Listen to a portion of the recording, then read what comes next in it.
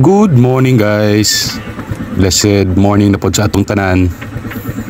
So kay sayo manimata, sayo po ta makasudnog lami karon.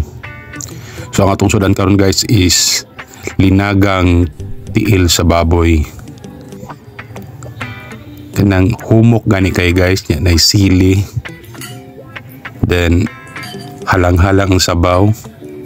Then pagtuslok gani nimo anang iya ganing panit ug unod sa kutsara gani kanang pag-ana nimo. Humok na kayo. Lami kay na guys. So di mawala ang sabaw sa atong pamahaw guys kay bulanon man tagkaliwat. Onya kay na naman tay sabaw, parisa na to na siya guys. Og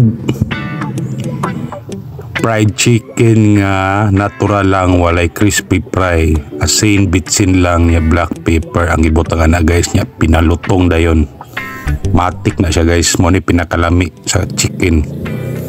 Then ang atong paris nga kinakusganda guys, ang atong sili. Suka nga ni sili. So enjoy eating guys. Have a nice morning to all. God bless us all.